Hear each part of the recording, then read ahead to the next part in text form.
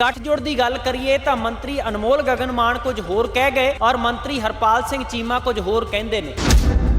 गठजोड़ होना है कि नहीं होना, मंत्री अनमोल गगन मान का कुछ होर कहना है, मंत्री हरपाल सिंह चीमा कुछ होर कह गए तो मुख मंत्री भगवंत मान की सोचते होने। ना इत्थे किसी नूं राजा अमरिंदर सिंह वड़िंग नूं पुछना ते ना ही हरपाल सिंह चीमा नूं पुछना ते ना ही अनमोल गगन मान नूं पुछना गा। ये अरविंद केजरीवाल ने फैसला करना वा कि जां हरपाल सिंह चीमा ने फैसला करना जां फिर अनमोल गगन मान ने। बीबी अनमोल गगन मान की कह रही है कि भ्रिष्टाचारी है, जे भ्रिष्टाचारी है तो फिर उन्होंने नाल चावां क्यों पींदे हो ना। जे सोनिया गांधी, शरद पवार, शरद यादव, लालू प्रसाद यादव सारे बारे कह रहे कि वो भ्रिष्टाचारियों का टोला। उसे टोले दे विच कौन कौन बैठ रहे ने? केजरीवाल साहब, भगवंत मान साहब, संजय सिंह, राघव चड्डा साहब।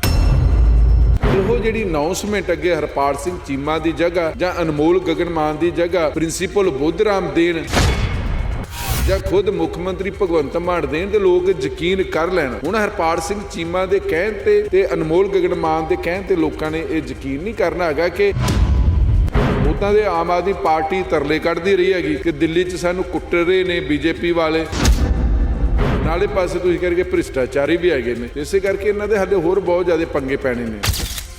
सवाल तो यह यू टर्न किहड़े मंत्री ने लेना पैना है, मंत्री अनमोल गगन मान नूं जां हरपाल सिंह चीमा नूं? दोनों के बयान आ जिहड़े वो 180 डिग्री ते उल्ट ने। यू टर्न का मतलब की, वो कहते आम आदमी पार्टी सरकार। वीडियो भी सुन रहे, आप ही सुन रहे होंगे, बाद आप ही शर्मिंदिਆਂ ਨੂੰ हस रहे देश के सियासी लीडर। कौन कहूगा कि मेरे ਜਿਹੜੇ बयान ने वो मीडिया ने तोड़ मरोड़ के पेश किए है? सवाल है कि हरपाल सिंह चीमा साहब कहणगे ਜਾਂ अनमोल गगन मैडम कहणगे कि मेरे बयानों के गलत मायने कढ़ गए, लेकिन जिमें उन्होंने ठोक के कहा अनमोल गगन मान होना ने कि मेरा निजी फैसला नहीं है, मेरी पार्टी का फैसला, तो पार्टी का फैसला डिसाइड कौन करूगा? प्रिंसीपल बुद्धराम नूं स्टेटमेंट देनी चाहिए सी कि अनमोल गगन मान नूं स्टेटमेंट देनी चाहिए सी? प्रोग्राम 16 ने सच में तुहाडा सब का स्वागत। मैं हाँ संदीप लादूका। पंजाब के चलंत मुद्दों के उत्ते गलबात करांगे। जेकर गठजोड़ की गल करिए तो मंत्री अनमोल गगन मान कुछ होर कह गए और मंत्री हरपाल सिंह चीमा कुछ होर कहते हैं। गठजोड़ होना है कि नहीं होना, कल्लियां चोण लड़ी जानी है या फिर कांग्रेस ते आप पंजाब च इकट्ठी होवेगी, इस ते भी गल करांगे। नाल गल करांगे कि पंजाब दे विच चाहे पटवारियां दा मसला है, थाणेदारां दा है जां वड्डे वड्डे होर अफसरां दा है, वड्डियां नूं हत्थ क्यों नहीं पैंदा, गिरफ्तारियां क्यों नहीं हुंदियां, छोटे अधिकारी किसी भी छोटे छोटे केस दे विच भी ते वड्डे वड्डे केस च भी अड़िके चढ़दे ने। नाल गल करांगे विद्यार्थी चोणां दी, पंजाब यूनीवर्सिटी दीयां चोणां दे नतीजिਆਂ दे बारे और पूरे पंजाब भर दे विच कालजां यूनीवर्सिटियां दे विच चोणां क्यों नहीं हुंदियां, इस दे उत्ते भी गल होवेगी। मेरे नाल ने सीनियर पत्रकार जगतार सिंह भुल्लर जी। सब तो पहलां जी इंडिया गठजोड़ दे विच आप ते कांग्रेस ये दो नाम बड़े प्रचलित है, हालांकि पार्टियां होर भी बहुत है इस गठजोड़ के अंदर, पर पंजाब के संदर्भ में मंत्री अनमोल गगन मान का कुछ होर कहना है, मंत्री हरपाल सिंह चीमा कुछ होर कह गए तो मुख मंत्री भगवंत मान की सोचते होने? संदीप, सब तो वड्डी गल है कि ना तो कांग्रसियां दे बाग दे विच अमरूदां दा कोई मुੱਲ हैगा ते ना ही आम आदमी पार्टी के बागां दे विच अमरूदां दा कोई मुੱਲ होगा। जब फैसला उपर होना तो हो जाना, तो ना इत्थे किसी नूं राजा अमरिंदर सिंह वड़िंग नूं पुछना ते ना ही हरपाल सिंह चीमा नूं पुछना ते ना ही अनमोल गगन मान नूं पुछना गा। ठीक है कि तुसीं ये कह दिता है, पर सवाल है कि ये अरविंद केजरीवाल ने फैसला करना वा कि जां हरपाल सिंह चीमा ने फैसला करना जां फिर अनमोल गगन मान ने फैसला करना? सिमिलरली उधर सोनिया गांधी जां मलकरजे खड़गे ने फैसला करना जां फिर राजा अमरिंदर सिंह वड़िंग ने करना है? असल दे विच हाले रोज़ ही कोई ना कोई सियासी तौर पर यह डिवेलपमेंट होया करनी है कि जिहड़ा इंडिया गठजोड़ आ, जिस इंडिया शब्द तो भारतीय जनता पार्टी इन्ना ज़्यादा खिज गई है कि उन्होंने इंडिया की जगह भारती नाम रख लिया गा। ਜਿਹੜਾ ਹੁਣ ਰਾਸ਼ਟਰਪਤੀ ਕਹਿ ਰਹੇ president of Bharat, prime minister of Bharat, ਉਹ ਇੰਨੇ ਜ਼ਿਆਦਾ ਖਿੱਚ ਗਏ ਨੇ। ਹੁਣ ਸਵਾਲ ਹੈ ਕਿ ਹੁਣ ਪੰਜਾਬ 'ਚ ਜਿਹੜਾ ਗੱਠਜੋੜ ਆ, ਹੁਣ ਕਾਂਗਰਸ ਪਾਰਟੀ ਕਹਿ ਰਹੀ ਹੈ ਕਿ 18 ਮਹੀਨਿਆਂ ਦੇ ਵਿੱਚ ਆਮ ਆਦਮੀ ਪਾਰਟੀ ਨੂੰ ਲੋਕਾਂ ਨੇ ਤੇ ਭਜਾਉਣਾ ਸ਼ੁਰੂ ਕਰ ਦਿੱਤਾ। ਦਰਜਨ ਤੋਂ ਵੱਧ ਇਹਨਾਂ ਦੇ ਆਮ ਆਦਮੀ ਪਾਰਟੀ ਦੇ ਜਿਹੜੇ ਵਿਧਾਇਕਾਂ ਨੂੰ ਤੇ ਮੰਤਰੀਆਂ ਨੂੰ ਘੇਰਿਆ ਗਿਆ ਤੇ ਅਸੀਂ ਜਿਹੜੀ ਇਹਨਾਂ ਦੀ ਐਂਟੀ ਇਨਕੰਬੈਂਸੀ ਆ ਅਸੀਂ ਕਿਉਂ ਚੁੱਕਣੀ ਆ? ਤੇ ਹੁਣ ਬੀਬੀ ਅਨਮੋਲ ਗਗਨ ਮਾਨ ਕੀ ਕਹਿ ਰਹੀ ਹੈ ਕਿ ਭ੍ਰਿਸ਼ਟਾਚਾਰੀ ਆ, ਤੇ ਜੇ ਭ੍ਰਿਸ਼ਟਾਚਾਰੀ ਹੈਗੇ ਤੇ ਫਿਰ ਉਹਨਾਂ ਦੇ ਨਾਲ ਚਾਵਾਂ ਕਿਉਂ ਪੀਂਦੇ ਹੋ ਨਾ? ਹੁਣ ਕਿਹੜੀ ਪਾਰਟੀ, ਹੁਣ ਕਾਂਗਰਸ ਪਾਰਟੀ ਜਾਂ ਫਿਰ ਆਮ ਆਦਮੀ ਪਾਰਟੀ, ਕਿਹੜੀ ਪਾਰਟੀ ਆਪਣੇ ਸਿਰ ਤੇ ਗੰਦਗੀ ਦਾ ਕੂੜਾ ਚੱਕਣਾ ਚਾਹੁੰਦੇ। ਇੱਥਾਂ ਤੋਂ ਇਹਨਾਂ ਦੀ ਹਲੇ ਇਦਾਂ ਦੀ ਆ ਕੇ ਲੜਾਈਆਂ ਵੀ ਹੋਣੀਆਂ ਵਾ। ਹੁਣ ਸਵਾਲ ਆ ਕਿ ਇੱਕ ਪਾਸੇ ਤੇ 28 ਪਾਰਟੀਆਂ ਨੇ, 28 ਪਾਰਟੀਆਂ ਉੱਥੇ ਇਕੱਠੀਆਂ ਹੋ ਰਹੀਆਂ ਕਿਉਂਕਿ ਆਮ ਆਦਮੀ ਪਾਰਟੀ ਬੋਲਦੀ ਜ਼ਿਆਦਾ, ਕੰਮ ਘੱਟ ਕਰਦੀ ਹੈਗੀ ਆ। ਪਹਿਲਾਂ ਇਹਨਾਂ ਨੇ ਚਾਹੇ ਅਰਵਿੰਦ ਕੇਜਰੀਵਾਲ ਸਾਹਿਬ, ਚਾਹੇ ਭਗਵੰਤ ਮਾਨ ਸਾਹਿਬ, ਉਹਨਾਂ ਦੀਆਂ ਵੀਡੀਓ ਵੀ ਬੜੀਆਂ ਵਾਇਰਲ ਹੋ ਰਹੀਆਂ ਨੇ, ਜਿਹੜੇ 'ਚ ਸੋਨੀਆ ਗਾਂਧੀ, ਸ਼ਰਦ ਪਵਾਰ, ਸ਼ਰਦ ਜਾਦਵ, ਲਾਲੂ ਪ੍ਰਸਾਦ ਯਾਦਵ ਸਾਰਿਆਂ ਬਾਰੇ ਕਹਿ ਰਹੇ ਕਿ ਉਹ ਭ੍ਰਿਸ਼ਟਾਚਾਰੀਆਂ ਦਾ ਟੋਲਾ। ਹੁਣ ਉਸੇ ਟੋਲੇ ਦੇ ਵਿੱਚ ਕੌਣ ਬੈਠ ਰਹੇ ਨੇ? ਕੇਜਰੀਵਾਲ ਸਾਹਿਬ, ਭਗਵੰਤ ਮਾਨ ਸਾਹਿਬ, ਸੰਜੇ ਸਿੰਘ, ਰਾਘਵ ਚੱਡਾ ਸਾਹਿਬ, ਉਹ ਸਾਰੇ ਬੈਠ ਰਹੇ ਹੈਗੇ ਨੇ ਕਿਉਂਕਿ ਇਹ ਸਾਰੇ ਹੁਣ ਮੌਕਾ, ਜਿਵੇਂ ਬੀਜੇਪੀ ਕਹਿ ਰਹੀ ਕਿ ਮੌਕਾ ਪ੍ਰਸਤੀ ਇਕੱਠੇ ਹੋਏ ਨੇ। ਤੇ ਇਸ ਕਰਕੇ ਹੁਣ ਇਹ ਸਵਾਲ ਆ ਕਿ ਹੁਣ ਇਹ ਰੋਜ਼ ਸਟੇਟਮੈਂਟ ਆ, ਜਾਂ ਤੇ ਆਮ ਆਦਮੀ ਪਾਰਟੀ ਨੂੰ ਹਲੇ ਜਿਹੜੇ ਦਿਸ਼ਾ ਨਿਰਦੇਸ਼ ਸਹੀ ਨਹੀਂ ਹੈਗੇ।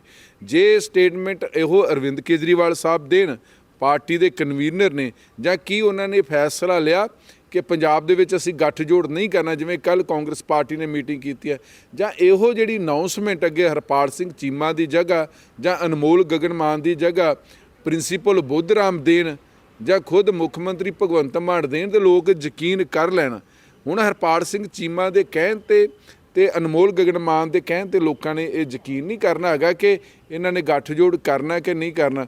ਉੱਦਾਂ ਦੇ ਆਮ ਆਦਮੀ ਪਾਰਟੀ ਤਰਲੇ ਕੱਢਦੀ ਰਹੀ ਹੈਗੀ ਕਿ ਦਿੱਲੀ 'ਚ ਸਾਨੂੰ ਕੁੱਟ ਰਹੇ ਨੇ ਬੀਜੇਪੀ ਵਾਲੇ, ਸਾਡਾ ਸਰਵਿਸ ਐਕਟ ਦੇ ਵਿੱਚ ਸਾਥ ਦਿਓ, ਤੇ ਨਾਲੇ ਪਾਸੇ ਤੁਸੀਂ ਕਰਕੇ ਭ੍ਰਿਸ਼ਟਾਚਾਰੀ ਵੀ ਹੈਗੇ ਨੇ। ਤੇ ਇਸੇ ਕਰਕੇ ਇਹਨਾਂ ਦੇ ਹਾਲੇ ਹੋਰ ਬਹੁਤ ਜ਼ਿਆਦਾ ਪੰਗੇ ਪੈਣੇ ਨੇ। ਹੁਣ ਸਵਾਲ ਤਾਂ ਇਹ ਆ, ਯੂ ਟਰਨ ਕਿਹੜੇ ਮੰਤਰੀ ਨੇ ਲੈਣਾ ਪੈਣਾ ਹੈ? ਮੰਤਰੀ ਅਨਮੋਲ ਗਗਨ ਮਾਨ ਨੂੰ ਜਾਂ ਹਰਪਾਲ ਸਿੰਘ ਚੀਮਾ ਨੂੰ? ਦੋਨਾਂ ਦੇ ਬਿਆਨ ਆ ਜਿਹੜੇ ਉਹ 180 ਡਿਗਰੀ ਤੇ ਉਲਟ ਨੇ। ਬਿਲਕੁਲ, ਕਿਉਂਕਿ ਪੰਜਾਬ ਦੇ ਵਿੱਚ ਇੱਕ ਸ਼ੁਰੂ ਹੀ ਹੋ ਚੁੱਕਾ ਕਿ ਯੂ ਟਰਨ ਦਾ ਮਤਲਬ ਕੀ, ਉਹ ਕਹਿੰਦੇ ਆਮ ਆਦਮੀ ਪਾਰਟੀ ਸਰਕਾਰ। ਹੁਣ ਚਾਹੇ ਪੰਜਾਬ ਸਰਕਾਰ ਯੂ ਟਰਨ ਲਵੇ, ਚਾਹੇ ਹੁਣ ਆਮ ਆਦਮੀ ਪੋਲੀਟੀਕਲ ਤੌਰ ਤੇ ਦੇਖਿਆ ਜਾਵੇ ਕਿ ਸਿਆਸੀ ਗੱਠਜੋੜ ਇਹਨਾਂ ਦਾ ਹੋਣਾ ਕਿ ਨਹੀਂ ਹੋਣਾ, ਉਹਨੂੰ ਲੈ ਕੇ ਹੁਣ ਹਰਪਾਲ ਸਿੰਘ ਚੀਮਾ ਕੀ ਕਹਿਣਗੇ? ਜਾਂ ਤੇ ਉਹ ਕਹਿਣਗੇ ਕਿ ਮੇਰੇ ਸ਼ਬਦਾਂ ਨੂੰ, ਜਿਵੇਂ ਆਦਤ ਹੁੰਦੀ ਆ ਨਾ ਦੇਸ਼ ਦੇ ਸਿਆਸੀ ਲੀਡਰਾਂ ਨੂੰ, ਮੂੰਹੋਂ ਬੋਲਦੇ ਹੁੰਦੇ, ਵੀਡੀਓ ਵੀ ਸੁਣ ਰਹੇ ਹੁੰਦੇ, ਆਪ ਹੀ ਸੁਣ ਰਹੇ ਹੁੰਦੇ, ਬਾਅਦ 'ਚ ਆਪ ਹੀ ਸ਼ਰਮਿੰਦਿਆਂ ਨੂੰ ਹੱਸ ਰਹੇ ਦੇਸ਼ ਦੇ ਸਿਆਸੀ ਲੀਡਰ। ਪਹਿਲਾਂ ਆਪਾਂ ਮੰਨ ਕੇ ਚੱਲਦੇ ਕਿਉਂਕਿ ਪ੍ਰਿੰਟ ਮੀਡੀਆ ਦਾ ਜ਼ਮਾਨਾ ਸੀ ਕਿ ਤੁਸੀਂ ਬੋਲਿਆ ਕੁਝ ਹੋਰ, ਉਹਦੇ ਮਾਇਨੇ ਕੁਝ ਹੋਰ ਨਿਕਲੇ। ਹੁਣ ਤਾਂ ਤੁਸੀਂ ਜੋ ਮੂੰਹੋਂ ਬੋਲਦੇ ਹੋ ਉਹ ਟੀਵੀ ਤੇ ਚੱਲਦਾ, ਆਪਣੇ ਬਿਆਨ ਸੁਣ ਕੇ ਵੀ ਬਾਅਦ 'ਚ ਸ਼ਰਮਿੰਦਿਆਂ ਨੂੰ ਅੰਦਰ ਬੈਠ ਕੇ ਹੱਸਦੇ, ਯਾਰ ਆਪਾਂ ਤਾਂ ਵੈਸੇ ਸਹੀ ਗਏ, ਪਰ ਹੁਣ ਪਾਰਟੀ ਦੇ ਕਹਿਣ 'ਤੇ ਮੁੱਕਰਨਾ ਪੈ ਰਿਹਾ। ਹੁਣ ਦੇਖਦੇ ਕਿ ਇਸ ਮਸਲੇ ਵਿੱਚ ਕੌਣ ਮੁੱਕਰਦਾ ਹੈਗਾ, ਕੌਣ ਕਹੂਗਾ ਕਿ ਮੇਰੇ ਜਿਹੜੇ ਬਿਆਨ ਨੇ ਉਹ ਮੀਡੀਆ ਨੇ ਤੋੜ ਮਰੋੜ ਕੇ ਪੇਸ਼ ਕੀਤੇ ਹੈਗੇ ਨੇ। ਆਪ ਸਿਆਣੇ ਸੇ ਕਰਕੇ ਪਹਿਲਾਂ ਤੋਲੋ ਤੇ ਫਿਰ ਬੋਲੋ। ਅੱਜ ਕੱਲ੍ਹ ਦੇਸ਼ ਦੇ ਸਿਆਸੀ ਲੀਡਰ ਕੀ ਕਹਿੰਦੇ, ਪਹਿਲਾਂ ਬੋਲਦੇ ਨੇ ਤੇ ਫਿਰ ਤੋਲਦੇ ਨੇ। ਹੁਣ ਸਵਾਲ ਹੈ ਕਿ ਹਰਪਾਲ ਸਿੰਘ ਚੀਮਾ ਸਾਹਿਬ ਕਹਿਣਗੇ ਜਾਂ ਅਨਮੋਲ ਗਗਨ ਮੈਡਮ ਕਹਿਣਗੇ ਕਿ ਮੇਰੇ ਬਿਆਨਾਂ ਦੇ ਗਲਤ ਮਾਇਨੇ ਕੱਢ ਗਏ। ਲੇਕਿਨ ਜਿਵੇਂ ਉਹਨਾਂ ਨੇ ਠੋਕ ਕੇ ਕਿਹਾ, ਅਨਮੋਲ ਗਗਨ ਮਾਨ ਹੋਣਾ ਨੇ, ਕਿ ਮੇਰਾ ਨਿੱਜੀ ਫੈਸਲਾ ਨਹੀਂ ਹੈ, ਮੇਰੀ ਪਾਰਟੀ ਦਾ ਫੈਸਲਾ। ਤੇ ਪਾਰਟੀ ਦਾ ਫੈਸਲਾ ਡਿਸਾਈਡ ਕੌਣ ਕਰੂਗਾ? ਪ੍ਰਿੰਸੀਪਲ ਬੁੱਧ ਰਾਮ ਨੂੰ ਸਟੇਟਮੈਂਟ ਦੇਣੀ ਚਾਹੀਦੀ ਸੀ ਕਿ ਅਨਮੋਲ ਗਗਨ ਮਾਨ ਨੂੰ ਸਟੇਟਮੈਂਟ ਦੇਣੀ ਚਾਹੀਦੀ ਸੀ? ਜਾਂ ਇਹ ਵਾਲਾ ਜਵਾਬ ਭਗਵੰਤ ਮਾਨ ਸਾਹਿਬ ਦਿੰਦੇ ਜਾਂ ਅਰਵਿੰਦ ਕੇਜਰੀਵਾਲ ਕਹਿੰਦੇ ਕਿ ਸਾਡਾ ਨੈਸ਼ਨਲ ਲੈਵਲ ਤੇ ਗੱਠਜੋੜ ਹੈ, ਲੇਕਿਨ ਸਟੇਟ ਟੂ ਸਟੇਟ ਅਸੀਂ ਆਪਣੀ ਅਲੱਗ-ਅਲੱਗ ਇਲੈਕਸ਼ਨ ਲੜਾਂਗੇ, ਵੀ ਜਿਹੜਾ ਜਿੱਤੂਗਾ ਉਦੋਂ ਗੱਠਜੋੜ ਹੋ ਜਾਊਗਾ, ਜਿਹਦੀ ਪਾਰਟੀ ਦੀ ਮੈਜੋਰਟੀ ਹੋਗੀ ਉਹਨੂੰ ਅਸੀਂ ਵੋਟ ਸੀਟਾਂ ਉਹਦੀ ਝੋਲੀ 'ਚ ਪਾ ਦਾਂਗੇ। ਪਰ ਮੈਨੂੰ ਲੱਗਦਾ ਕਿ ਹਾਲੇ ਇਸ ਮਸਲੇ ਦੇ ਵਿੱਚ ਰੋਜ਼ ਹੀ ਘੰਟੇ ਦੋ ਪਲ ਬਾਅਦ ਵੀ ਇਹ ਜਿਹੀਆਂ ਸਟੇਟਮੈਂਟਾਂ ਬਦਲਣਗੇ। ਕੱਲ ਉਹਦੀ ਸਟੇਟਮੈਂਟ ਹੈਗੀ ਰਾਜਾ ਅਮਰਿੰਦਰ ਸਿੰਘ ਵੜਿੰਗ ਦੀ, ਪਰਸੋਂ ਹਰਪਾਲ ਸਿੰਘ ਚੀਮਾ ਕੀ ਕਹਿ ਰਹੇ ਕਿ ਛੋਟੇ ਮੋਟੇ ਕਈ ਵਾਸਤੇ ਵੱਡੀਆਂ ਲੜਾਈਆਂ ਜਿੱਤਣੀਆਂ ਪੈਂਦੀਆਂ ਹੈਗੀਆਂ ਨੇ, ਦੇਸ਼ ਦੀ ਏਕਤਾ ਨੂੰ ਬਚਾਉਣਾ, ਅਖੰਡਤਾ ਨੂੰ ਬਚਾਉਣਾ, ਦੇਸ਼ ਦੇ ਸੰਵਿਧਾਨ ਨੂੰ ਬਚਾਉਣਾ। ਰਾਜਾ ਅਮਰਿੰਦਰ ਸਿੰਘ ਵੜਿੰਗ ਹੋਣਾ ਕੱਲ ਮੀਟਿੰਗ ਕਹਿੰਦੇ ਕਿ ਸਾਨੂੰ ਇਹਨਾਂ ਦੇ ਗੱਠਜੋੜ ਜੋੜਨੀ ਆ। ਅਨਮੋਲ ਗਗਨ ਮਾਨ ਦੀ ਸਟੇਟਮੈਂਟ ਆ ਗਈ ਕਿ ਅਸੀਂ ਭ੍ਰਿਸ਼ਟਾਚਾਰੀਆਂ ਦੇ ਨਾਲ ਗੱਠਜੋੜ ਨਹੀਂ ਕਰਨਾ। ਪ੍ਰਤਾਪ ਸਿੰਘ ਬਾਜਵਾ ਕਹਿੰਦੇ ਸਾਡੇ ਵੀ ਅਸੀਂ ਵਰਕਰਾਂ ਕੋ ਫੀਡ ਲਈ ਵੀ ਆਮ ਆਦਮੀ ਪਾਰਟੀ ਦਾ ਨਹੀਂ ਅਸੀਂ ਗੱਠਜੋੜ ਕਰਨਾ। ਪ੍ਰਤਾਪ ਸਿੰਘ ਬਾਜਵਾ ਤਾਂ ਪਹਿਲੀ ਵਾਰ ਕਿਹਾ ਕਿ ਉਹ ਕੀ ਕਹਿੰਦੇ ਸੀ ਕਿ ਬਘਿਆੜਾਂ ਦੇ ਸ਼ਕਲ ਦੇ ਵਿੱਚ ਹੈ ਨਾ, ਵੀ ਉਹਨਾਂ ਨਾਲ ਯਾਰੀ ਨਹੀਂ ਲੱਗਣੀ ਹੈਗੀ ਨਾ। ਹੁਣ ਸਵਾਲ ਹੈ ਕਿ ਹਲੇ ਬਹੁਤ ਕੁਝ ਹੋਣਾ, ਕਿਉਂਕਿ ਬੰਗਾਲ ਦੇ ਵਿੱਚ ਮਮਤਾ ਬੈਨਰਜੀ ਤੇ CPM ਦਾ ਸਮਝੌਤਾ ਨਹੀਂ ਹੋਣਾ, ਤੇ ਆ ਯੂਪੀ ਦੇ ਵਿੱਚ ਉਹਦਾ ਜਿਹੜਾ ਹੈ ਨੇ ਸਮਾਜਵਾਦੀ ਪਾਰਟੀ, ਉਹਨਾਂ ਦਾ ਪੰਗਾ ਪੈਣਾ। ਹਲੇ ਇੰਡੀਆ ਗੱਠਜੋੜ ਦੇ ਵਿੱਚ ਬਹੁਤ ਜ਼ਿਆਦਾ ਪੰਗੇ ਪੈਣੇ। ਲੇਕਿਨ ਅਨਮੋਲ ਗਗਨ ਮਾਨ ਨੇ ਜਿਵੇਂ ਠੋਕ ਠਕਾ ਕੇ ਕਿਹਾ ਹੈਗਾ ਕਿ ਮੇਰਾ ਨਿੱਜੀ ਫੈਸਲਾ ਨਹੀਂ, ਮੇਰੀ ਪਾਰਟੀ ਦਾ ਫੈਸਲਾ। ਤੇ ਜੇ ਪਾਰਟੀ ਦਾ ਫੈਸਲਾ ਤੇ ਪਾਰਟੀ ਪ੍ਰਧਾਨ ਹੀ ਦੱਸਦੇ ਹੁੰਦੇ ਨੇ। ਜਾਂ ਹੋ ਸਕਦਾ ਕਿ ਹੁਣ ਹਰਪਾਲ ਸਿੰਘ ਚੀਮਾ ਨੂੰ ਅਰਵਿੰਦ ਕੇਜਰੀਵਾਲ ਸਾਹਿਬ ਨੇ ਕਿਹਾ ਸੀ ਸਟੇਟਮੈਂਟ ਦੇ ਨੂੰ, ਜਾਂ ਰਾਘਵ ਚੱਡਾ ਸਾਹਿਬ ਨੇ ਕਿਹਾ ਸੀ, ਜਾਂ ਸੰਦੀਪ ਪਾਠਕ ਸਾਹਿਬ ਨੇ ਕਿਹਾ ਸੀ, ਜਾਂ ਫਿਰ ਹੁਣ ਅਨਮੋਲ ਗਗਨ ਮਾਨ ਨੂੰ ਭਗਵੰਤ ਮਾਨ ਸਾਹਿਬ ਨੇ ਕਿਹਾ, ਜਾਂ ਰਾਘਵ ਚੱਡਾ ਸਾਹਿਬ ਨੇ ਕਿਹਾ, ਜਾਂ ਅਰਵਿੰਦ ਕੇਜਰੀਵਾਲ ਸਾਹਿਬ ਨੇ ਕਿਹਾ? ਕਿਉਂਕਿ ਇਹ ਪੰਜਾਬ ਦੇ ਜਿਹੜੇ ਆਮ ਆਦਮੀ ਪਾਰਟੀ ਦੇ ਲੀਡਰ ਨੇ, ਅਗਰ ਇਹ ਪੋਲੀਟੀਕਲ ਕੋਈ ਗੱਲ ਕਰਦੇ ਨੇ, ਇਹ ਤੇ ਆਪਣੇ ਡਿਪਾਰਟਮੈਂਟ ਦੀ ਜਿਹੜੀ ਗੱਲ ਇਹ ਵੀ ਉਹ ਆਮ ਆਦਮੀ ਪਾਰਟੀ ਦੇ ਦਿੱਲੀ ਵਾਲੇ ਲੀਡਰਾਂ ਕੋਲ ਪੁੱਛ ਕੇ ਕਰਦੇ ਨੇ ਕਿ ਕਰੀਏ ਕਿ ਨਾ ਕਰੀਏ ਜੀ। ਤੇ ਆਹ ਤੇ ਬਹੁਤ ਵੱਡੀ ਗੱਲ ਕਰ ਗਈ ਅਨਮੋਲ ਗਗਨ ਮਾਨ ਮਿਨਿਸਟਰ ਸਾਹਿਬ ਕਿ ਇਹ ਜਿਹੜੀ ਕਿ ਮੇਰਾ ਨਿੱਜੀ ਫੈਸਲਾ ਨਹੀਂ। ਤਾਂ ਮੋਸਟਲੀ ਕੀ ਕਹਿੰਦੇ ਹੁੰਦੇ ਨੇ ਲੀਡਰ ਜਿਹੜੇ ਹੰਡੇ ਵਰਤੇ ਲੀਡਰ ਨੇ ਕਿ ਵੈਸੇ ਪਾਰਟੀ ਦਾ ਡਿਸੀਜਨ ਤਾਂ ਇਹ ਆ, ਪਰ ਮੇਰੀ ਰਾਏ ਇਹ ਕਹਿੰਦੀ ਆ। ਪਰ ਇਹ ਤਾਂ ਬੀਬੀ ਸਿੱਧੀ ਕਹਿ ਰਹੇ ਕਿ ਮੇਰਾ ਨਿੱਜੀ ਫੈਸਲਾ ਨਹੀਂ ਹੈ, ਮੇਰੀ ਪਾਰਟੀ ਦਾ ਫੈਸਲਾ। ਤੇ ਜੇ ਪਾਰਟੀ ਦੇ ਫੈਸਲੇ ਮੰਤਰੀ ਸੁਣਾਉਣ ਲੱਗ ਪੈਣ ਤੇ ਫਿਰ ਤੁਸੀਂ ਪਾਰਟੀ ਦੇ ਉਹ ਢਾਂਚਾ ਕਿੱਡਾ ਕਿ ਮਜ਼ਬੂਤ ਆ, ਕਿੱਡੀ ਕੀ ਉੱਥੇ ਡਿਸਿਪਲਿਨ ਹੈਗੀ ਆ, ਕਿੰਨਾ ਕਿ ਅਨੁਸ਼ਾਸਨ ਆ, ਉਹ ਸਪਸ਼ਟ ਹੋ ਜਾਂਦਾ। ਪਾਰਟੀ ਤੇ ਸਰਕਾਰ ਦੇ ਵਿੱਚ ਬਹੁਤ ਜ਼ਿਆਦਾ ਫਰਕ ਹੁੰਦਾ। ਇੱਕ ਮਿਨਿਸਟਰ ਦੀ ਸਟੇਟਮੈਂਟ ਦੀ ਵੈਲਿਊ ਨਹੀਂ ਹੁੰਦੀ, ਇੱਕ ਪਾਰਟੀ ਦੇ ਬੁਲਾਰੇ ਦੀ ਜਿਹੜੀ ਸਟੇਟਮੈਂਟ ਉਹ ਜ਼ਿਆਦਾ ਵੈਲਿਊ ਹੁੰਦੀ ਹੈ, ਕਿਉਂਕਿ ਪੋਲੀਟੀਕਲ ਤੌਰ ਤੇ ਉਹ ਹੁੰਦਾ ਇਹ ਸਰਕਾਰ ਦਾ ਹਿੱਸਾ। ਤੇ ਸਰਕਾਰੀ ਇਹ ਸਟੇਟਮੈਂਟ ਹੋ ਸਕਦੀ ਆ, ਪਾਰਟੀ ਦੀ ਸਟੇਟਮੈਂਟ ਨਹੀਂ ਹੋ ਸਕਦੀ। ਪਾਰਟੀ ਦੀ ਸਟੇਟਮੈਂਟ ਤੇ ਤਾਂ ਹੀ ਲੋਕ ਮੰਨਣਗੇ ਜਾਂ ਪਾਰਟੀ ਪੰਜਾਬ ਦੇ ਪ੍ਰਧਾਨ ਭਗਵੰਤ ਮਾਨ ਸਾਹਿਬ, ਜਾਂ ਕਾਰਜਕਾਰੀ ਪ੍ਰਧਾਨ ਪ੍ਰਿੰਸੀਪਲ ਬੁੱਧ ਰਾਮ, ਜਾਂ ਫਿਰ ਅਰਵਿੰਦ ਕੇਜਰੀਵਾਲ ਜਿਹੜੇ ਪਾਰਟੀ ਦੇ ਇਹਨਾਂ ਦੇ ਕੌਮੀ ਕਨਵੀਨਰ ਨੇ, ਉਹ ਅਗਰ ਮੂੰਹੋਂ ਬੋਲਦੇ ਨੇ ਕਿ ਪੰਜਾਬ ਦੀ ਆਮ ਆਦਮੀ ਪਾਰਟੀ ਦੇ ਜਿਹੜੇ ਵਰਕਰ ਨੇ, MLA ਨੇ, MP ਨੇ, ਸਪੋਰਟਰ ਨੇ, ਉਹ ਡਿਸਾਈਡ ਕਰਨ ਕਿ ਅਸੀਂ ਕਾਂਗਰਸ ਪਾਰਟੀ ਦੇ ਨਾਲ ਸਮਝੌਤਾ ਕਰਨਾ ਜਾਂ ਨਹੀਂ ਕਰਨਾ। ਲੇਕਿਨ ਹਰਪਾਲ ਸਿੰਘ ਚੀਮਾ ਬੋਲਣ, ਜਾਂ ਅਨਮੋਲ ਗਗਨ ਮਾਨ ਮੈਡਮ ਬੋਲਣ, ਜਾਂ ਕਾਂਗਰਸ ਪਾਰਟੀ ਦੇ ਕੋਈ ਲੀਡਰ ਬੋਲਣ, ਇਹ ਉਹਨੇ ਮਾਇਨੇ ਨਹੀਂ ਰੱਖਦੇ ਪੋਲੀਟੀਕਲ ਤੌਰ ਤੇ। ਲੇਕਿਨ ਇੱਕ ਪੰਜਾਬ ਦੇ ਵਿੱਚ ਚਰਚਾ ਕਿ ਜਿਵੇਂ ਆਮ ਆਦਮੀ ਪਾਰਟੀ ਦੇ 18 ਮਹੀਨਿਆਂ ਦੇ ਵਿੱਚ ਲੋਕਾਂ ਦਾ ਗੁੱਸਾ ਬਾਹਰ ਆ ਰਿਹਾ, ਉਹਦੇ 'ਚ ਲੱਗਦਾ ਕਾਂਗਰਸ ਪਾਰਟੀ ਕਹਿੰਦੇ ਅਸੀਂ ਇਕੱਲੇ ਜਿੱਤ ਲਾਂਗੇ। ਔਰ ਪਿੱਛੇ ਜੇ ਆਪਾਂ ਵੀ ਜ਼ਿਕਰ ਕੀਤਾ ਕਿ CM ਸਾਹਿਬ ਨੇ ਠੋਕ ਠਕਾ ਕਹਿਤਾ ਕਿ ਅਸੀਂ ਪੰਜਾਬ ਦੇ ਵਿੱਚ ਆਪਣੇ ਬਲਬੂਤੇ ਜਿੱਤਾਂਗੇ, ਬਾਅਦ 'ਚ ਸੀਟਾਂ ਤੇ ਅਸੀਂ ਕਿਸੇ ਨੂੰ ਦੇਣੀਆਂ। ਹੁਣ ਗੱਠਜੋੜ ਪੰਜਾਬ ਦੇ ਵਿੱਚ ਇੱਕ ਪਾਸੇ ਆਮ ਆਦਮੀ ਪਾਰਟੀ ਜਾਂ ਕਾਂਗਰਸ ਦਾ ਹੁੰਦਾ ਕਿ ਨਹੀਂ ਹੁੰਦਾ। ਅਕਾਲੀ ਦਲ ਵੀ ਗੱਠਜੋੜ ਨੂੰ ਤੁਰਿਆ ਫਿਰਦਾ ਹੈਗਾ, ਉਹ ਇਕੱਲਾ ਹੀ ਆ। BJP ਉਹ ਕੱਲ੍ਹ ਮਨਜਿੰਦਰ ਸਿੰਘ ਸਿਰਸਾ ਆ ਕੇ ਬੋਲ ਹੀ ਚੁੱਕੇ ਨੇ ਕਿ ਸਾਡਾ ਬਾਦਲ ਦਲ ਦੇ ਨਾਲ ਨਹੀਂ ਗੱਠਜੋੜ ਹੋਣਾ, ਸਾਡਾ ਤੇ ਢੀਂਡਸਾ ਗੱਠਜੋੜ ਨਾ ਹੋਣਾ ਵਾ। ਹਲੇ ਬੜੀਆਂ ਰੋਜ਼ ਇਹ ਸਮੀਕਰਨ ਤੇਜ਼ ਹੁੰਦੇ ਰਹਿਣੇ ਨੇ, ਬਦਲਦੇ ਰਹਿਣੇ ਹੈਗੇ। ਪੰਜਾਬ ਦੇ ਵਿੱਚ ਜਿਹੜੇ ਵੱਡੇ ਵੱਡੇ ਚੋਟੀ ਦੇ ਅਫਸਰ ਹੈ, ਖਾਸ ਕਰਕੇ ਇੰਸਪੈਕਟਰ ਤੋਂ ਲੈ ਕੇ ਜਾਂ ਹੋਰ ADC ਦੇ ਨੇ, ਜਾਂ ਰਾਜਜੀਤ ਸਿੰਘ ਹੁੰਦਲ ਦੀ ਗੱਲ ਚੱਲਦੀ ਆ, ਤਾਂ ਇਹ ਸਾਰਿਆਂ ਨੂੰ ਕਹਿੰਦੇ ਹੱਥ ਨਹੀਂ ਪੈਂਦਾ। ਇਹਨਾਂ ਦੇ ਹੱਥ ਕੜੀਆਂ ਲਾਉਣ ਲੱਗਿਆਂ ਕਮਜ਼ੋਰ ਹੋ ਜਾਂਦੇ ਆ ਪੁਲਿਸ ਦੇ ਹੱਥ, ਜਾਂ ਕੰਬਣ ਲੱਗ ਜਾਂਦੇ ਆ। ਜੇ ਇੱਕ ਛੋਟਾ ਮੋਟਾ ਫੜਨਾ ਉਹ ਬੜੀ ਛੇਤੀ ਫੜਿਆ ਜਾਂਦਾ। ਬੜੀਆਂ ਉਦਾਹਰਨਾਂ ਹੋ ਗਈਆਂ ਪੰਜਾਬ ਦੇ ਅੰਦਰ। ਇਸ ਤਰ੍ਹਾਂ ਕਿਉਂ ਹੋ ਰਿਹਾ? ਕਿ ਵੱਡੇ ਪੱਧਰ ਤੋਂ ਲੈ ਕੇ ਸਿਆਸੀ ਇੱਛਾ ਸ਼ਕਤੀ ਘੱਟ ਹੈ, ਜਾਂ ਪੰਜਾਬ ਪੁਲਿਸ ਦੇ ਆਪਣੀ ਕੁਝ ਉੱਚ ਅਧਿਕਾਰੀ ਹੈ ਜਿਹੜੇ ਚਾਹੁੰਦੇ ਆ ਕਿ ਨਹੀਂ ਇੱਧਰ ਸੰਕੋਚ ਰੱਖੀਏ, ਇੱਧਰ ਕਾਰਵਾਈ ਕਰ ਦਿਓ? ਦੇਖੋ, ਸਭ ਤੋਂ ਵੱਡੀ ਗੱਲ ਹੈ ਕਿ ਇਹਨਾਂ ਨੂੰ ਪਤਾ ਹੈ ਜੇ ਅਸੀਂ ਰਾਜਜੀਤ ਨੂੰ ਫੜ ਲਿਆ ਤੇ ਸਾਡੇ ਸਾਰਿਆਂ ਦੇ ਚਿਹਰੇ ਬੇਨਕਾਬ ਹੋ ਜਾਣੇ। ਇਕੱਲਾ ਰਾਜਜੀਤ ਨਹੀਂ ਹੈਗਾ, ਰਾਜਜੀਤ ਦੇ ਫਿਰ ਮਾਈ ਬਾਪ ਨੇ ਮਹਿਕਮੇ ਦੇ ਵਿੱਚ ਉਹ ਵੀ ਚਿਹਰੇ ਨੰਗੇ ਹੋ ਜਾਣੇ, ਉਹ ਚਿਹਰੇ ਬੇਨਕਾਬ ਹੋ ਜਾਣੇ। ਉਹਨੂੰ ਇਸ ਕਰਕੇ ਨਹੀਂ ਫੜਿਆ ਜਾ ਰਿਹਾ। ਇਸੇ ਤਰ੍ਹਾਂ ਜਿਹੜਾ ADC ਹੈ ਜਿਹਨੇ 100 ਕਰੋੜ ਦੀ ਜਿਹੜੀ ਜ਼ਮੀਨ ਆ ਰਸੂਖਦਾਰ ਲੋਕਾਂ ਦੇ ਨਾਮ ਕਰਤੀ ਸੀ, ਜੇ ਉਹਨੂੰ ਪੰਜਾਬ ਪੁਲਿਸ ਫੜਦੀ ਆ ਤੇ ਫਿਰ ਉਹ ਕਈ ਪੋਲੀਟੀਕਲ ਪਾਰਟੀਆਂ ਦੇ ਤੇ ਆਮ ਆਦਮੀ ਪਾਰਟੀਆਂ ਦੇ ਚਿਹਰੇ ਬੇਨਕਾਬ ਹੋ ਜਾਣੇ।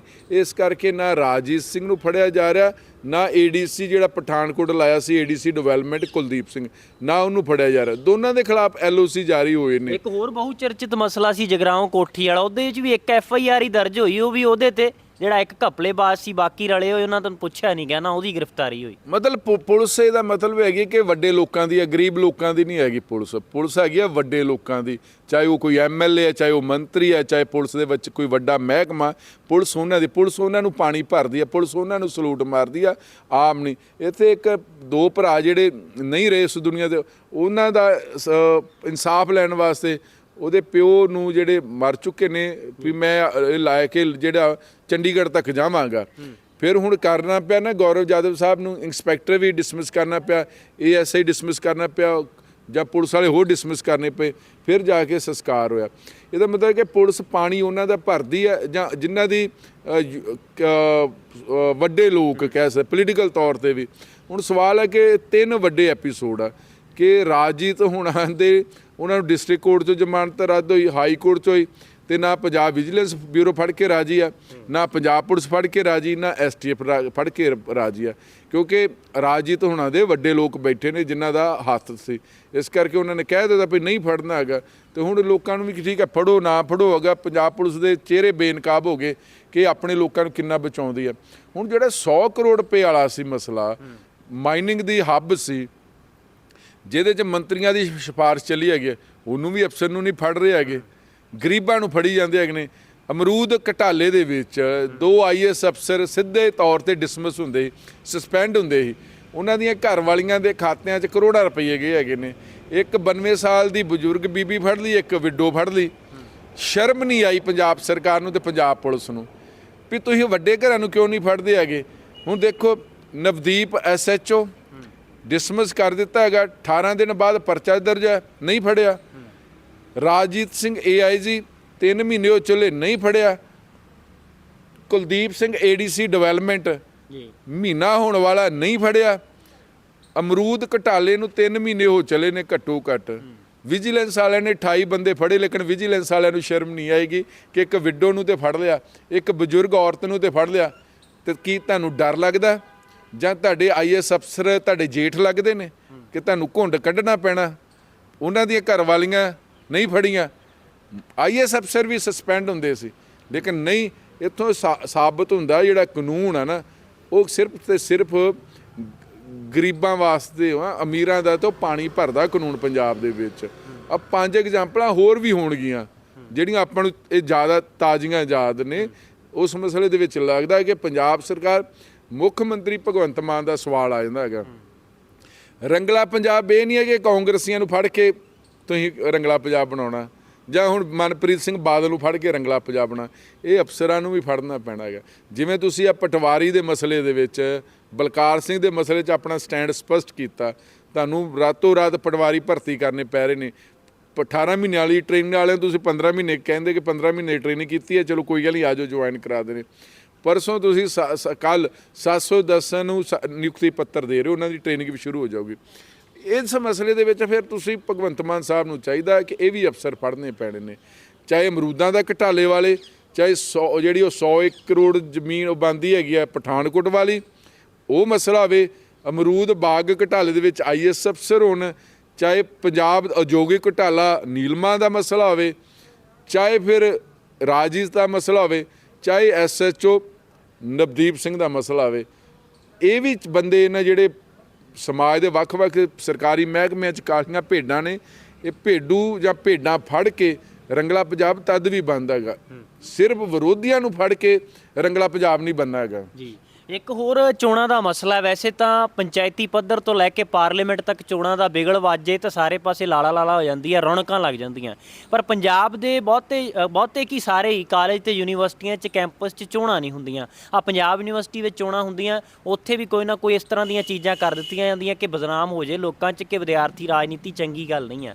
ਆ ਤਾਜ਼ਾ ਰਿਜ਼ਲਟ ਆਇਆ, ਨਤੀਜੇ ਆਏ, ਪਰ ਬਾਕੀ ਥਾਵਾਂ 'ਤੇ ਚੋਣਾਂ ਕਦੋਂ ਹੋਣਗੀਆਂ? ਜਦੋਂ ਕੋਈ ਸੱਤਾ 'ਚੋਂ ਬਾਹਰ ਹੁੰਦਾ ਉਦੋਂ ਨਾਅਰੇ ਲਾਉਣ ਲੱਗ ਜਾਂਦੇ ਆ ਸਿਆਸੀ ਲੀਡਰ ਕਿ ਚੋਣਾਂ ਹੋਣੀਆਂ ਚਾਹੀਦੀਆਂ, ਅੱਗੇ ਪਿੱਛੇ ਕੋਈ ਨਹੀਂ ਕਹਿੰਦਾ। ਬਿਲਕੁਲ ਸਭ ਤੋਂ ਵੱਡੀ ਗੱਲ, ਜੋ ਪੰਜਾਬ ਦੇ ਵਿੱਚ ਮਾਹੌਲ ਖਰਾਬ ਸੀ, ਉਸ ਤੋਂ ਪਹਿਲਾਂ ਪੰਜਾਬ ਦੇ ਵਿੱਚ ਯੂਨੀਵਰਸਿਟੀਆਂ ਦੇ ਵਿੱਚ ਚੋਣਾਂ ਹੁੰਦੀਆਂ ਰਹੀਆਂ। ਹੁਣ ਉਹ ਜਿਹੜਾ ਦੌਰ ਖਤਮ ਹੋ ਚੁੱਕਾ, ਪੰਜਾਬ ਅੱਗੇ ਬਹੁਤ ਵੱਧ ਚੁੱਕਾ ਹੈਗਾ। ਤੇ ਇਸ ਮਸਲੇ ਦੇ ਵਿੱਚ ਜਿਹੜਾ ਇਹ ਸਵਾਲ ਆ ਕਿ ਪੰਜਾਬ ਦੇ ਵਿੱਚ ਹੁਣ ਚੰਡੀਗੜ੍ਹ ਪੰਜਾਬ ਦੀ ਰਾਜਧਾਨੀ ਆ, ਪੰਜਾਬ ਦੀ ਰਾਜਧਾਨੀ ਚੰਡੀਗੜ੍ਹ ਯੂਨੀਵਰਸਿਟੀ ਦੇ ਵਿੱਚ ਪੰਜਾਬ ਯੂਨੀਵਰਸਿਟੀ ਚੋਣਾਂ ਹੋ ਰਹੀਆਂ। ਪੰਜਾਬ ਦੇ ਸ਼ਹਿਰ ਇਸ ਚੰਡੀਗੜ੍ਹ ਦੇ ਵਿੱਚ 11 ਕਾਲਜ ਨੇ, ਸਰਕਾਰੀ ਤੇ ਪ੍ਰਾਈਵੇਟ, ਉੱਥੇ ਵੀ ਇਲੈਕਸ਼ਨਾਂ ਹੁੰਦੀਆਂ, ਸਟੂਡੈਂਟ ਦੀਆਂ ਇਲੈਕਸ਼ਨ ਹੋਣੀਆਂ, ਤੇ ਪੰਜਾਬ 'ਚ ਵੀ ਹੋਣੇ ਚਾਹੀਦਾ। ਪਰ ਨਾ ਪੰਜਾਬ ਦੇ ਵਿੱਚ ਆਪਾਂ ਮੰਨ ਕੇ ਚੱਲਦੇ, ਜਦੋਂ ਬੇਅੰਤ ਸਿੰਘ ਦੀ ਸਰਕਾਰ ਆਉਂਦੀ 92 ਦੇ ਵਿੱਚ, 92 ਤੋਂ ਲੈ ਕੇ ਹੁਣ ਤੱਕ ਪੰਜਾਬ ਦੇ ਵਿੱਚ ਮਾਹੌਲ ਸਭ ਤੋਂ ਵਧੀਆ ਹੈਗਾ। ਇੰਡੀਆ ਦੇ ਕਿਸੇ ਵੀ ਦੇਸ਼ ਦੇ ਵਿੱਚ ਐਡਾ ਸੋਹਣਾ ਮਾਹੌਲ ਨਹੀਂ ਜਿੱਡਾ ਪੰਜਾਬ ਦੇ ਵਿੱਚ। ਬੇਅੰਤ ਸਿੰਘ ਦੇ ਕਤਲ ਤੋਂ ਬਾਅਦ, ਉਸ ਤੋਂ ਬਾਅਦ ਬਿਲਕੁਲ ਪੰਜਾਬ ਬੜਾ ਸੁਰਖਰੂ ਔਰ ਬੜਾ ਵਧੀਆ ਇੱਕ ਸੂਬਾ ਬਣ ਗਿਆ। ਕਾਨੂੰਨ ਵਿਵਸਥਾ ਦੇ ਮਸਲੇ ਦੇ ਵਿੱਚ ਘਟਨਾਵਾਂ ਹੁੰਦੀਆਂ ਰਹਿੰਦੀਆਂ, ਉਹ ਵਰਲਡ ਲੈਵਲ 'ਤੇ ਘਟਨਾਵਾਂ ਹੁੰਦੀਆਂ ਰਹਿੰਦੀਆਂ ਨੇ। ਇੱਦਾਂ ਦੇ ਕਿਸੇ ਨੇ ਸੋਚਿਆ ਨਹੀਂ ਕਿ ਅਮਰੀਕਾ ਦੇ ਵਿੱਚ ਵੀ ਹਮਲਾ ਹੋ ਜਾਊਗਾ। ਹੁਣ ਸਵਾਲ ਹੈ ਕਿ ਜਿਹੜੀਆਂ ਪੰਜਾਬ ਦੀਆਂ ਪਾਰਟੀਆਂ, ਚਾਹੇ ਉਹ ਸ਼੍ਰੋਮਣੀ ਅਕਾਲੀ ਦਲ, ਚਾਹੇ ਕਾਂਗਰਸ ਪਾਰਟੀ ਹੈ, ਚਾਹੇ BJP ਪਾਰਟੀ ਹੈ, ਚਾਹੇ ਹੁਣ ਇਹ ਆਮ ਆਦਮੀ ਪਾਰਟੀ, ਇਹਨਾਂ ਨੂੰ ਇੱਥੇ ਚੋਣਾਂ ਲੜਨ ਦਾ ਕੋਈ ਹੱਕ ਨਹੀਂ ਹੈਗਾ। ਪੰਜਾਬ ਯੂਨੀਵਰਸਿਟੀ ਚੰਡੀਗੜ੍ਹ ਤੇ ਪੰਜਾਬ ਯੂਨੀਵਰਸਿਟੀ ਦੇ ਰਿਲੇਟਡ ਜਿਹੜੇ 11 ਕਾਲਜ ਨੇ, ਇਹਨਾਂ ਸਾਰਿਆਂ ਨੂੰ ਨਾ ਸੁਖਬੀਰ ਸਿੰਘ ਬਾਦਲ ਨੂੰ ਬੋਲਣ ਦਾ ਹੱਕ ਹੈ, ਨਾ ਭਗਵੰਤ ਮਾਨ ਸਾਹਿਬ ਨੂੰ ਹੱਕ ਹੈ, ਨਾ ਰਾਜਾ ਅਮਰਿੰਦਰ ਸਿੰਘ ਵੜਿੰਗ ਨੂੰ ਹੱਕ ਹੈ, ਨਾ ਸੁਨੀਲ ਜਾਖੜ ਸਾਹਿਬ ਨੂੰ ਹੱਕ ਹੈ। ਤੁਸੀਂ ਕਿਉਂ ਨਹੀਂ ਪੰਜਾਬ ਦੇ ਵਿੱਚ ਇਲੈਕਸ਼ਨ ਕਰਵਾਉਂਦੇ ਹੈਗੇ? ਉੱਥੇ ਕਿਉਂ ਨਹੀਂ ਯੂਨੀਵਰਸਿਟੀਆਂ ਚੋਂ ਨਿਕਲ ਕੇ ਮੁੰਡੇ, ਜਿਹੜੇ ਯੂਨੀਵਰਸਿਟੀਆਂ ਚੋਂ ਜਿਹੜੇ ਮੁੰਡੇ ਚੰਗੇ ਪੜ੍ਹੇ ਲਿਖੇ ਉਚੇਰੀ ਸਿੱਖਿਆ ਹਾਸਲ ਕਰਦੇ ਨੇ, ਜਦੋਂ ਸਾਡੇ ਕੋਲ ਉਹੋ ਜੀ ਕਰੀਮ ਆਊਗੀ ਵਿਧਾਨ ਸਭਾ 'ਚ ਵਿੱਚ ਬੈਠਣਗੇ, ਤੇ ਫਿਰ ਜਿਹੜੇ ਅੱਜ ਕੱਲ੍ਹ ਹਾਸੇ ਠੱਠੇ ਤੇ ਜਿਨ੍ਹਾਂ ਨੂੰ ਪਤਾ ਨਹੀਂ ਪੋਲਿਟਿਕਸ ਕੀ ਹੁੰਦੀ ਆ, ਖਹਿੜਾ ਤਾਂ ਛੁੱਟੂਗਾ ਨਾ ਪੰਜਾਬ ਦਾ, ਪਰ ਧੀਆਂ ਪੁੱਤ ਇਹਨਾਂ ਲੋਕਾਂ ਦੇ ਆਣੇ ਨੇ, ਉਹੀ ਆਣੇ ਨੇ। ਆਮ ਹੀ ਕਹਿ ਨੂੰ ਆਮ ਆ, ਖਾਸ ਉਹੀ ਲੋਕ ਆਉਣੇ ਨੇ।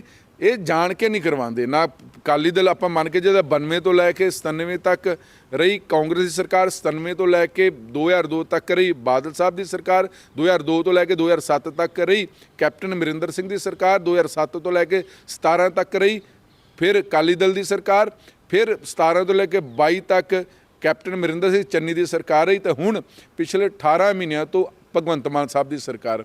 ਕਿਸੇ ਨੇ ਕਿਹਾ ਕਿਉਂ ਨਹੀਂ ਪੰਜਾਬ ਦੇ ਵਿੱਚ ਕੀ ਆ, ਪੰਜਾਬ 'ਚ ਕਿਉਂ ਇਦਾਂ ਦਾ ਖੌਫ ਬਣਾ ਕੇ ਰੱਖਿਆ ਯਾਰ? ਉੱਦਾਂ ਤਾਂ ਤੁਸੀਂ ਕਹਿੰਦੇ ਬਾਦਲ ਸਾਹਿਬ ਵੀ ਇਹੀ ਕਹਿੰਦੇ ਰਹੇ, ਭਗਵੰਤ ਮਾਨ ਸਾਹਿਬ ਵੀ ਕਹਿ ਰਹੇ, ਕੈਪਟਨ ਅਮਰਿੰਦਰ ਸਿੰਘ ਵੀ ਕਹਿੰਦੇ ਕਿ ਪੰਜਾਬ ਇੰਡੀਆ ਦਾ ਇੱਕ ਦੇਸ਼ ਦਾ ਇੱਕ ਬਿਹਤਰੀਨ ਸੂਬਾ ਜਿੱਥੇ ਬੜਾ ਵਧੀਆ ਜੀ ਇਨਵੈਸਟਮੈਂਟ ਹੋ ਰਹੀ ਆ। ਭਗਵੰਤ ਮਾਨ ਸਾਹਿਬ ਕਹਿੰਦੇ ਅਸੀਂ 60,000 ਕਰੋੜ ਦੀ ਇਨਵੈਸਟਮੈਂਟ ਹੋਈ ਆ, ਇਹ ਪੰਜਾਬ ਦੇ ਉਦਯੋਗ ਆ ਰਹੇ ਨੇ, ਇਨਵੈਸਟਮੈਂਟ ਹੋ ਰਹੀ ਆ, ਉਦਯੋਗਪਤੀ ਆ ਰਹੇ ਨੇ, ਤੇ ਫਿਰ ਤੁਸੀਂ ਇਲੈਕਸ਼ਨ ਕਿਉਂ ਨਹੀਂ ਕਰਾਉਂਦੇ?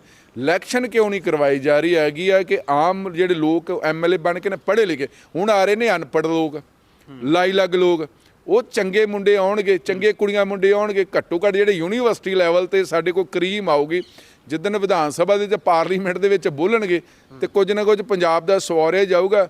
ਹੁਣ ਤੇ ਉਹੀ ਆ ਰਿਹਾ ਮਾਲ, ਅਕਾਲੀ ਦਲ ਦੇ ਵੀ ਉਹੀ ਕਾਕੇ, ਕਾਂਗਰਸ ਦੇ ਵੀ ਕਾਕੇ। ਤਾਂ ਹੀ ਪਤਾ ਨਹੀਂ ਲੱਗਦਾ, ਕਈ ਵਾਰੀ DSP ਦੀ ਕੁਰਸੀ ਤੇ, ਕਦੇ SHO ਦੀ ਕੁਰਸੀ ਤੇ, ਕਿਸੇ ਨਾ ਕਿਸੇ ਕੁਰਸੀ ਤੇ ਜਾ ਕੇ ਬਹਿ ਜਾਂਦੇ MLA। ਅੱਜ ਵੀ ਬਹਿ ਰਹੇ ਨੇ। ਲਿਆਕਤ ਦਾ ਨਾ, ਐਜੂਕੇਸ਼ਨ ਕੀ ਹੈ, ਜਿੰਨਾ ਜਿਹਦੇ ਕੋਲ ਐਜੂਕੇਸ਼ਨ ਵਰਗਾ ਗਹਿਣਾ ਨਾ ਜੀ, ਉਹਦੇ ਚਾਹੇ ਕਿਸੇ ਕੋਲ ਡਾਇਮੰਡ ਵੀ ਹੋਵੇ ਨਾ ਜੀ, ਉਹਦੀ ਵੀ ਵੈਲਿਊ ਘੱਟ ਹੈ, ਡਾਇਮੰਡ ਦੀ ਵੀ ਵੈਲਿਊ ਘੱਟ। ਜਿਹਦੇ ਕੋਲ ਐਜੂਕੇਸ਼ਨ, ਜਿਹਦੇ ਕੋਲ ਲਿਆਕਤ ਆ, ਸਲੀਕਾ ਹੈਗਾ, ਹੈ ਨਾ, ਉਹ ਗੁਣਾਕਾਰੀ ਬੰਦਾ ਹੁੰਦਾ। ਤੇ ਸਾਡੇ ਕੋਲ ਜਦੋਂ ਇਦਾਂ ਦੇ ਬੰਦੇ ਹੋਣਗੇ, ਤੁਸੀਂ ਸਾਡੇ ਮੈਂਬਰ ਆਫ ਪਾਰਲੀਮੈਂਟ ਦੇਖ ਲਓ, ਮਨੋਜ ਝਾਅ ਦੇਖ ਲਓ, ਮਹੂਆ ਮਿੱਤਰਾ ਦੇਖ ਲਓ, ਜਦੋਂ ਬੋਲਦੇ ਨਾ ਤੇ ਪਾਰਲੀਮੈਂਟ ਹਿਲਦਾ, ਤੇ ਸਾਡੇ ਜਦੋਂ ਇੱਥੇ ਬੋਲਦੇ ਹੈਗੇ ਤੇ ਆਪ ਹਿੱਲ ਰਹੇ ਹੁੰਦੇ ਨੇ। ਕਨਈਆ ਕੁਮਾਰ ਵੱਡੀ ਕਨਈਆ ਕੁਮਾਰ, ਜਦੋਂ ਯੂਨੀਵਰਸਿਟੀਆਂ 'ਚੋਂ ਕਰੀਮ ਨਿਕਲਦੀ ਹੈਗੀ ਆ, ਤੇ ਇਸ ਪੰਜਾਬ ਸਰਕਾਰ ਨੂੰ ਹੋਰ ਬਾਦਲ ਸਾਹਿਬ ਤੋਂ ਨਹੀਂ ਸੀ ਸਾਨੂੰ ਆਸ, ਕੈਪਟਨ ਅਮਰਿੰਦਰ ਸਿੰਘ ਤੋਂ ਸਾਨੂੰ ਆਸ ਨਹੀਂ, ਪਰ ਅਸੀਂ ਕੀ ਆਮ ਘਰ ਦੇ ਮਾਸਟਰ ਜੀ ਦੇ ਲੜਕੇ ਭਗਵੰਤ ਮਾਨ ਸਾਹਿਬ ਕੋਲ ਸਾਡੀ ਆਸ ਬਣਦੀ ਨਹੀਂ ਹੈਗੀ। ਮੈਨੂੰ ਲੱਗਦਾ ਕਿ ਅਨਾਊਂਸਮੈਂਟ ਕਰਨੀ ਚਾਹੀਦੀ ਸੀ ਭਗਵੰਤ ਮਾਨ ਸਾਹਿਬ ਨੂੰ। ਤੁਹਾਡਾ ਪਿਛਲੀ ਵਾਰ ਵੀ ਜਿਹੜੀ ਤੁਹਾਡੀ ਆਮ ਆਦਮੀ ਪਾਰਟੀ ਦਾ ਸਟੂਡੈਂਟ ਵਿੰਗ ਆ CYSS, ਉਹ ਪਿਛਲੀ ਵਾਰ ਤੁਹਾਡਾ ਪੰਜਾਬ ਯੂਨੀਵਰਸਿਟੀ ਚੰਡੀਗੜ੍ਹ 'ਚ ਮੁੰਡਾ ਬਣੇ, ਇਸ ਵਾਰ ਤੁਹਾਨੂੰ ਝਟਕਾ ਲੱਗਾ, ਤੁਹਾਡੇ ਮੀਤ ਹੇਰ ਦਾ ਅੱਡੀ ਚੋਟੀ ਦਾ ਜ਼ੋਰ ਲੱਗਾ, ਤੁਹਾਡਾ ਲਾਡੀ ਢੋਸ ਦਾ ਅੱਡੀ ਚੋਟੀ ਦਾ ਜ਼ੋਰ ਲੱਗਾ, ਤੁਹਾਨੂੰ ਯੂਨੀਵਰਸਿਟੀ 'ਚ ਬੰਦ ਕਰ ਦਿੱਤਾ ਗਿਆ, ਜਾਣਾ ਨਹੀਂ ਦਿੱਤਾ ਗਿਆ। ਤੁਸੀਂ 15 ਸੈਕਟਰ ਦੇ ਵਿੱਚ ਇੱਕ PG ਲਿਆ, ਰਾਤ ਨੂੰ ਉੱਥੇ ਮਹਿਫਲਾਂ ਹੁੰਦੀਆਂ ਰਹੀਆਂ, ਲੋਕਾਂ ਨੂੰ ਬੁਲਾਉਂਦੇ ਰਹੇ ਨੇ, ਵੋਟਾਂ ਭੁਗਤਾਉਂਦੇ ਰਹੇ ਨੇ, ਆਪਣੇ ਹੱਕ 'ਚ ਕਰਦੇ ਰਹੇ ਨੇ। ਤੁਹਾਨੂੰ ਫੋਨ ਤੁਸੀਂ ਕੈਂਡੀਡੇਟ ਉਮੀਦਵਾਰਾਂ ਨੂੰ ਕਰਦੇ ਰਹੇ, ਵੋਟਰਾਂ ਨੂੰ ਫੋਨ ਕਰਦੇ ਰਹੇ, ਕੁੜੀਆਂ ਮੁੰਡਿਆਂ ਨੂੰ ਫੋਨ ਕਰਦੇ ਰਹੇ ਕਿ CYSS ਨੂੰ ਵੋਟਾਂ ਪਾਓ। ਤੇ ਪੰਜਾਬ 'ਚ ਕੀ ਤੁਹਾਨੂੰ ਬਿਮਾਰੀ ਹੈ ਸਾਰੀਆਂ ਪਾਰਟੀਆਂ ਨੂੰ? ਸ਼੍ਰੋਮਣੀ ਅਕਾਲੀ ਦਲ ਫਿਰ ਸੋਈ ਨੂੰ ਭੰਗ ਕਰਦੇ, ਕਾਂਗਰਸ ਪਾਰਟੀ ਵੀ ਆਪਣਾ ਜਿਹੜਾ NSUI ਆ ਪੰਜਾਬ ਦਾ ਨਾਮ ਪ੍ਰਧਾਨ ਬਣਾਇਆ ਕਰਨ, BJP ਦਾ ਜਿਹੜਾ ਵਿਦਿਆਰਥੀ ਵਿੰਗ ਆ ABPV ਅਖਿਲ ਭਾਰਤੀ ਵਿਦਿਆਰਥੀ ਪਰਿਸ਼ਦ, ਉਹ ਵੀ ਨਾਂ ਬਣਾਉਣ ਪੰਜਾਬ 'ਚ ਭੰਗ ਕਰਦਿਆ ਕਰਨ। ਆਮ ਆਦਮੀ ਪਾਰਟੀ ਨੂੰ ਸਾਰੇ ਕਾਲਜਾਂ ਦੇ ਵਿੱਚ ਪੰਜਾਬ 'ਚ ਵੀ CYSS ਬਣਾ ਤਾਂ ਭੰਗ ਕਰਨ ਪੰਜਾਬ 'ਚ।